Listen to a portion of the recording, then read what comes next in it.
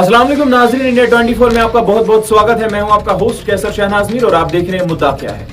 आज के इस मुद्दे में हम बात करेंगे देश के उस टॉपिक के बारे में जिसके बारे में अभी आपको हर एक चैनल में सुनने को मिल रहा है और हर एक चैनल में उस चीज पर अब डिबेट्स हो रही है।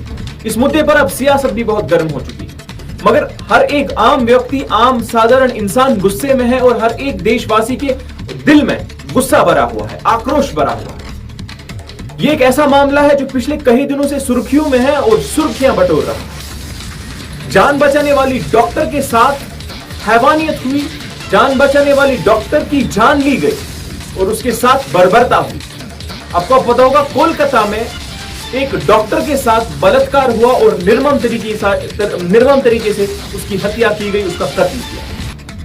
कत्ल भी ऐसा वैसा नहीं दोस्तों, कत्ल ऐसा कि किसी आम इंसान की रूह तक कांप जाए। कोई भी आम इंसान उस बर्बरता को सुनकर चौंक जाता है, सहम जाता है। मगर ऐसे कायर के साथ, ऐसे दरिंदे के साथ सहानुभूति क्यों? ऐसे दरिंदे को बचाने की कोशिश क्यों की जा रही? ऐसे हैवान को सरकार की सरपरस्ती क्यों मिल रही? दोस्तों, आपको पता होगा कि कोलकाता में एक डॉक्टर के साथ, जो पोस्ट ग्रेजुएट ट्रेनी डॉक्टर थी, उसके साथ एक दरिंदे ने, जिसका नाम संजय रॉय है, उसने बलात्कार करने के बाद निर्मम तरीके से उसकी हत्या की। उसकी आंखों तक से खून बह रहा था क्योंकि उस डॉक्टर ने शीशा पहना था, चश्मा पहना था और उस शीशे को भी, उस चश्मे को भी तोड़ा गया, जिसकी वजह से उसका कांच आंखों में गया। दोस्तों, उसकी आंखों से भी खून बह रहा। मगर उन कातिलों के खिलाफ आखिर ममता बनर्जी चुप क्यों बैठी है? कोलकाता पुलिस अपराधियों को बचाने की कोशिश क्यों कर रही है? इस केस में लीपापोती क्यों? इस केस पर पीड़िता के घर वालों के साथ मिसबिहेव क्यों हुआ? उनको गलत इंफॉर्मेशन क्यों दी गई? पहले कहा गया कि सुसाइड हुआ है, उसके बाद ऐसा कहा गया कि उसकी तबीयत खराब है, उसके बाद लाश तक नहीं दिखाई गई। उनके पेरेंट्स को 3 घंटे तक वेट कराया गया और तब तक उस हॉस्टल के साथ वेंडलाइजेशन हुई, यानी तोड़फोड़। सेमिनार हॉल के आसपास जितने कमरे थे, 1-2 कमरों के साथ बहुत बुरी तरह से, भयंकर तरीके से तोड़फोड़। क्या वो सबूत मिटाने की कोई कोशिश? क्या वहां की सरकार या हॉस्टल एडमिनिस्ट्रेशन कुछ सबूत मिटाने की कोशिश की गई?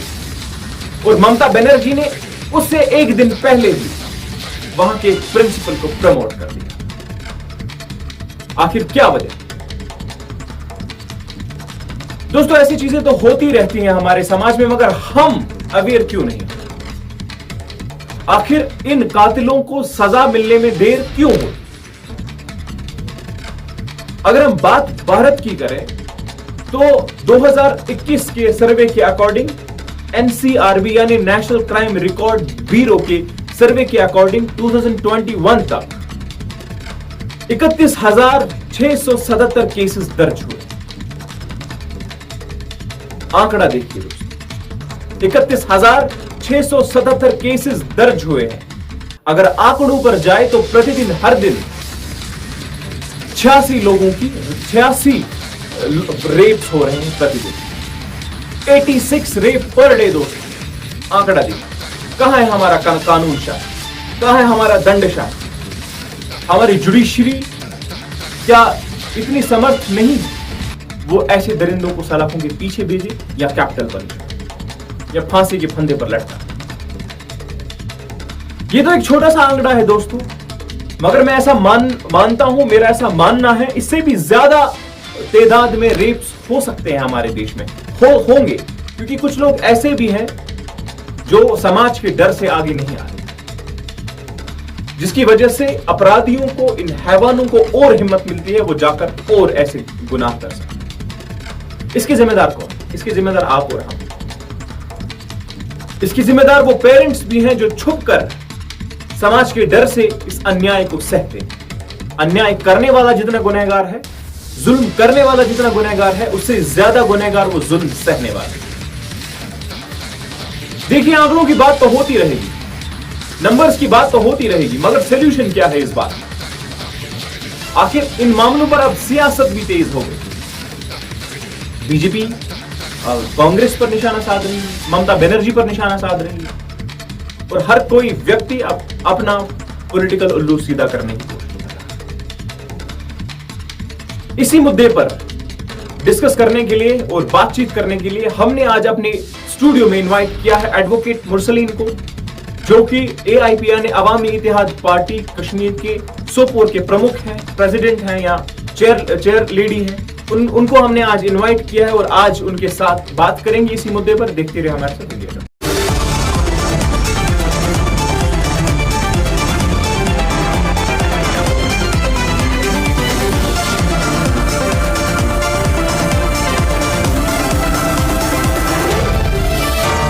इस विषय पर हमारे साथ बात करने के लिए मौजूद है, हमारे स्टूडियो में पधारे हैं कि मिस मुरसलीन मैम। सबसे पहले हम आपका बहुत बहुत स्वागत करते हैं कि आप हमारे स्टूडियो में आए। और आज हमारा यही एक मुद्दा होगा कि वुमेन एम्पावरमेंट को लेकर बहुत सारी पॉलिसीज हैं, मगर हमारे देश में ये अपराध और ये जो इनजस्टिस औरतों के लिए हो रही है, महिलाओं के प्रति हो रही है, उनकी सेफ्टी का जिम्मेदार कौन है और ऐसे वाकयात क्यों हो रहे हैं ma'am? Thank you so much. आपका क्या, आपकी चैनल का क्या, आप लोगों ने मुझे दावत दी एक बहुत ही अपरोडिंग टॉपिक जो इस टाइम है उस पे बात करने की। लेकिन हर बार ऐसा हो रहा है कि जब भी कोई सेंसेशनल न्यूज़ या कोई सेंसेशनल इंसिडेंट सामने आता है तभी हम इस बारे में बात करते हैं। ये एक सबसे बड़ा रीज़न है कि अभी तक, आज तक कोई ऐसा कानून, कोई ऐसी इम्प्लीकेशन नहीं हुई, कोई ऐसी एग्जीक्यूशन सामने नहीं आई जहां पे हम ये कह सके कि जो बलात्कारी है उसको वो सजा मिली जो वो डिजर्व करता था, या जो विक्टिम है जिसके साथ गलत हुआ है उसके साथ इंसाफ हुआ। उसकी मेन वजह यही है कि हम सिर्फ तभी इस विषय पे बात करते हैं जब हमारे पास कोई सनसनीखेज जो कत्ल होता है या बलात्कार होता है, जब वो हमारे सामने आता है तब जाके हम इस पे बात करते हैं। As a nation, as a society हम लोगों को जागने की जरूरत है। हमें हर दिन, हर मिनट इस पे बात करने की और लॉज को इम्प्लीकेशन करने की उनकी जरूरत है। और साथ में इस चीज की जरूरत है, खुद हम जितने मॉरली डिग्रेड हुए हैं उस मॉरल डिग्रेडेशन से हम ऊपर कब उठेंगे, तब जाके जो कानून है या बाकी चीजें हैं, जो भी रेप या जो रेप के बाद जो मर्डर, हीनियस क्राइम्स जो हो रहे हैं अगेंस्ट द वुमेन, उन पे रोकथाम की जा सकती है। आपको याद होगा कुछ समय पहले आसिफा रेप केस हुआ था और पूरे देश में विरोध देखने को मिला था। स्टूडेंट सड़कों पर थे, जैसे आज सारे लोग सड़कों पर है। हमारा जो मेडिकल स्टाफ है वो अब प्रदर्शन कर रहा है, प्रोटेस्ट कर रहा है। तो आपको नहीं लगता सरकार को कड़ा होने की जरूरत है? क्या वो इसी बात का वेट करते होंगे कि कब लोग सड़कों पर आएंगे तब हम एक्शन लेंगे? ऐसा बहुत अनफॉर्चुनेट देखा गया है कि सरकार तब एक्शन में आती है जब लोग विरोध करते हैं उस चीज का। बिल्कुल। जहां तक आसिफा रेप केस की बात आप करेंगे, आसिफा रेप केस की जो प्रोटेस्टर्स थे, I was the active protester जब आसिफा रेप केस हुआ था। बट हर बार जब भी हम सरकार की बात करते हैं जो हमने खुद अपने वोटों से, अपनी रिप्रेजेंटेशन से बनाई होती है, वो हर बार हम ही औरतों ने ज्यादा, आप अगर देखोगे मतदान में औरतों का वोट ज्यादा होता है, लेकिन हमेशा सरकार अपनी पॉलिसीज में अशक्त रह जाती है और कभी कभार ऐसे प्रेशर्स बनाए जाते हैं जब भी हम जस्टिस के करीब होते हैं जस्टिस कहीं बीच में ही रह जाता है। तो यही अपील भी है और यही उम्मीद भी हम अभी भी रख रहे हैं उस अशक्त सरकार से जिसने, जो आसिफा को इंसाफ नहीं दे पाई, या उन हर लड़की को जो न्यूज में नहीं आती है, जो सेंसेशन नहीं बनती। आप अगर देखोगे हिंदुस्तान का जो क्राइम रेट है अगेंस्ट वुमेन, चाहे उसमें रेप आता है या रेप एंड मर्डर बोथ आता है, या जो भी बाकी क्राइम्स अगेंस्ट वुमेन है, आप देखिए हर मिनट कितने रेप्स होते हैं हिंदुस्तान में। बस एक जो आज हमारे पास एक टॉपिक आ गया, एक सेंसेशनल न्यूज बन गई, एक हीनियस हम बात करने लगे, लेकिन हर दिन हर सेकंड हिंदुस्तान में कितने बलात्कार होते हैं इस पे सरकार अभी तक अशक्त है। हमसे सबसे ज्यादा मतदान लेने के बावजूद भी सरकार अभी तक कोई ऐसा ग्रेव कदम इन अपराधियों के खिलाफ उठाने में अशक्त रही है, असफल रही है। इस वजह से अभी तक जो अपराधी है वो घूम रहा है, वो अपराध कर रहा है और अपराध करते करते उसे खुशी भी प्राप्त हो रही है और फिर भी सरकार चुप है। और सरकार की जहां प्रोटेस्ट की बात करते हैं, ये आपने बिल्कुल सही कहा, जब तक लोग सड़कों पे नहीं आ जाते हैं तब तक कोई बात ही नहीं होती है। ये सरकार तो आज तो हम 21st सेंचुरी में चल रहे हैं, हम तो एक ऐसे फ्यूचर की तामीर में लगे हुए हैं। आजादी को मिले हुए भी कितने साल हो गए हिंदुस्तान की आजादी को, लेकिन यहाँ की नारी आज भी आजाद नहीं है, यहाँ की औरत, यहाँ की बहू, यहाँ की बेटी आज भी असुरक्षित है। यहाँ आज भी हम ये कह सकते हैं that in a free country like India, every woman, every daughter, every mother, every grandmother is in chains. Chains में है क्योंकि वो एक खौफ में है, एक डर में है, वो एक ऐसी सिचुएशन में है जहां उसको खुद का अपना आप प्रोटेक्टेड ही नहीं फील हो रहा है। हम डॉक्टर के पास जाते हैं, हमें लगता है वो हमें बचाएगा, लेकिन जिस मुल्क में डॉक्टर सेफ नहीं है उस मुल्क में एक आम नारी कैसे सेफ हो सकती है? जिसका कोई वाली वारिस नहीं होगा वो कैसे सेफ हो सकती है? तो सरकार सच में अशक्त है। सरकार जब तक हम सड़कों पे नहीं आते तब तक कोई बात ही नहीं करता है हमारे बारे में। और अपील यही है, उम्मीद यही है कि शायद आज सरकार जाग जाए, शायद आज सरकार कोई ऐसा स्टेप उठाए जो इन बलात्कारों पे एक फुल स्टॉप लगाए। मैं आपको कहना चाहता हूं कि 2021 के एनसीआरबी सर्वे के मुताबिक, यानी नेशनल रिकॉर्ड ब्यूरो के मुताबिक 41,777 केसेस सामने आए हैं जो दर्ज हुए हैं। मगर मेरा सवाल ये है कि उनमें से कितने अपराधियों को सजा मिली है? मुस्लिम में आपने देखा होगा पिछले कई दिनों से खबरें चल रही हैं कि इस केस के मामले में भी लिबा होती हुई, पहले उनके पेरेंट्स को कहा गया कि उसने सुसाइड किया, उसके बाद कहा गया कि वो बीमार है, उसके बाद 3 घंटे तक उनकी शव तक, उनकी लाश तक उनको जाने नहीं दिया गया। तो कहीं ना कहीं लगता है इसमें अब पॉलिटिकल सरपरस्ती भी मिल रही है और कहीं ना कहीं अपराधियों को बचाने की पूरी कोशिश, कहीं ना कहीं अब फॉरेंसिक जो एक्सपर्ट्स हैं, फॉरेंसिक साइंटिस्ट ये कह रहे हैं कि ये गैंग रेप है, इसको एक व्यक्ति ने नहीं परफॉर्म किया है बल्कि एक multiple people have performed this. तो क्या लगता है कि कौन बचाने की कोशिश कर रहे हैं ऐसे दरिंदों को, और ऐसे दरिंदों की जरूरत है क्या हमारी सोसाइटी? पहले ही जब सोसाइटी की बात करेंगे, किसी भी सोसाइटी के लिए जो क्रिमिनल्स है या क्रिमिनल डिलिंक्वेंट माइंड्स हैं, वो हर सोसाइटी की डिस्ट्रक्शन के लिए काफी होते हैं। किसी भी समाज को या किसी भी देश को अगर बर्बाद होना है तो वहां पे गुंडों की, वहां पे मुजरिमों की संख्या ज्यादा होनी चाहिए, और सबसे बड़ी बात वहां की जो सरकार होनी चाहिए वो उन मुजरिमों को बचाने वाली होनी चाहिए। तब उस देश की जो बर्बादी है, खुदा न खास्ता हिंदुस्तान की हम जब बात करेंगे, अगर हिंदुस्तान में जराइम ऐसे ही बढ़ते रहे और सरकारें हमेशा ऐसी बनती रही जो इन जुर्मों को हमेशा पर्दे के पीछे रखने की कोशिश करेंगे या मुजरिमों को या जो अपराधी या बलात्कारी लोग हैं उनको बचाने की कोशिश करेंगे, तो आप ये जान सकते हैं कि न ये देश आगे बढ़ेगा, न ये देश तरक्की कर पाएगा और न ही इस देश में हम लोग खुद को सुरक्षित महसूस कर पाएंगे।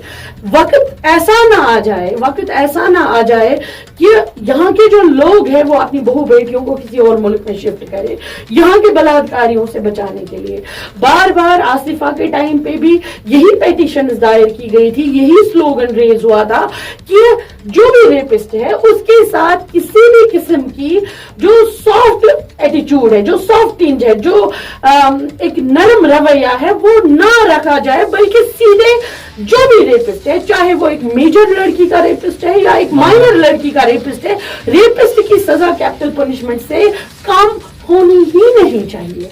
जब तक हिंदुस्तान में कैपिटल पनिशमेंट, रेप का पनिशमेंट डिक्लेयर नहीं किया जाएगा, जो ये क्राइम्स है इनमें ज्यादा ही बढ़ोतरी हो जाएगी। और जब तक गवर्नमेंट इन लोगों के खिलाफ नहीं होगा, जो लोग ये क्राइम करते हैं, एंटी क्राइम नहीं बनेगी, एंटी होलिगेनिज्म नहीं बनेगी, तब तक इस देश में कुछ नहीं बदलने वाला। मुशल मैम, आपने वकालत की पढ़ाई की है, आपने लॉ पढ़ा है, तो कोर्ट में इन अपराधियों को बचाने वाले कौन है?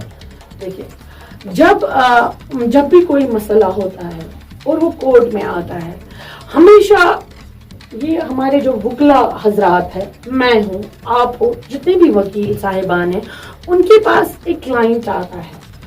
लेकिन अगर लॉ ऐसा बनाया जाए कि जहां ऐसी कोई मोहलत ही नहीं रहे, जहां ये मोहलत ही नहीं रहे कि हमें इसे बचाना है, वकील तब जाके बचाता है या उसका केस लड़ता है जब गुंजाइश है, कानून ने गुंजाइश रखी है, जो फ्रेम करने वाले हैं इस लॉ के, उन्होंने गुंजाइश रखी है। अगर उस गुंजाइश को खत्म किया जाए तो ऑब्वियसली वकीलों के भी दामन पे कोई दाग नहीं लगेगा। ये एक बहुत सीधी सी बात है। मैं खुद एक वकील हूँ, मैं किसी वकील को एक्यूज नहीं कर रही हूँ या वकीला फ्रेटर्निटी की इसमें कोई गलती नहीं है। गलती उनकी है जो फ्रेम कर रहे हैं, गलती उस लेजिस्लेशन की है जो बीच का रास्ता रख रही है। जब भी किसी कानून को बनाया जाता है, उस कानून में कुछ ऐसी चीजें रखी जाती, लूप होल्स। मगर रेप एक ऐसा क्राइम है जिसमें मुझे लगता है, और सारी औरतों को मिलजुल के, जितने हम लेडी लॉयर्स है या मेल लॉयर्स है, सबको मिलजुल के यही लगता है कि आत्मस गसीन का वात आसे कोई भी रास्ता नहीं होना चाहिए था बीच का जिससे इनको बचाया जा सके। इतनी देर क्यों लगती है सजा पाने में? एक एक्यूज को कल्प्रिट बनने में कितना टाइम लगता है? देखिए, जहां तक हम इंडियन जुडिशियल सिस्टम की बात करेंगे, जहां पे हम केसेस की बात करेंगे, तो समरी ट्रायल्स अवेलेबल नहीं है। जो स्टाफ है, जो जजेस है, इतने सारे केसेस है, वर्कलोड ज्यादा है, जजेस की कमी है, कोर्ट्स की कमी है, स्टाफ की कमी है, तो एक दिन में वो जज कितना देखेगा? जब केसेस का अंबार लग जाता है, क्योंकि केसेस बहुत ज्यादा है, अनअवेलेबिलिटी ऑफ स्टाफ है, अनअवेलेबिलिटी ऑफ इंफ्रास्ट्रक्चर है, कोर्ट्स भी हमारे पास जहां तक हम देखेंगे अलग अलग सीट्स कम हैं, तो जब वहां से ज्यादा है, यहाँ से टाइम कम है, तो ऑब्वियसली समरी ट्रायल्स होती नहीं है। ट्रायल होते होते, गवाह आते आते, बाकी चीजें होते होते टाइम लग जाता है। बात यही है कि केसेस बहुत ज्यादा है, और जो स्टाफ होना चाहिए, जो इंफ्रास्ट्रक्चर हमारे पास होना चाहिए था इतने सारे केसेस को टैकल करने के लिए, वो नहीं है हिंदुस्तान में, उसकी कमी है। एक जज दिन में कितने केसेस देख सकता है और कितने केसेस पे फैसला सुना सकता है, और कहीं ना कहीं लूप होल्स इन्वेस्टिगेशन के स्टेज से ही छोड़े जाते हैं। अगर आप देखोगे, जैसे आपने अभी आज का जो केस चल रहा है डॉक्टर साहिबा का, उसमें भी अगर आप देखोगे, बात पहले कुछ और हुई थी, बाद में कोई और स्टेटमेंट आया, आते आते जब तक ये कोर्ट में ये केस आ जाएगा तब तक ये स्टेटमेंट टोटली डिफरेंट हुए होंगे। टैंपरिंग हो जाती है विटनेसेस के साथ, विटनेसेस आते नहीं है या मारे जाते हैं या कुछ भी करप्ट किए जाते हैं। बाद में कोर्ट कहाँ जाए? कोर्ट के पास पहुंचते पहुंचते केस की नवीयत ही बदली जा चुकी होती है। तो कहीं ना कहीं जो सरकार है, जो चीजें बना रही है, लॉज बना रहे हैं, they must take stringent actions while making the laws for rape, while making the laws for all the offenses that are against women. गुंजाइश रखनी ही नहीं है. They must not keep the holes while legislating or framing a law. They must not keep a loophole there. They must not keep a single iota of safety there. अगर single iota भी मिल जाता है, obviously आप उस पे हार जाते हो और इंसाफ होते होते रह जाता है. बिल्कुल.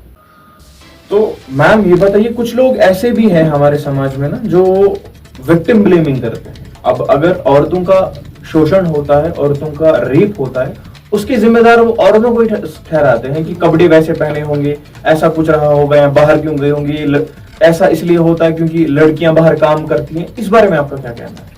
देखिए, मैंने पहले ही जब मैंने शुरुआत की थी तो मैंने एक बीमार समाज की बात की थी.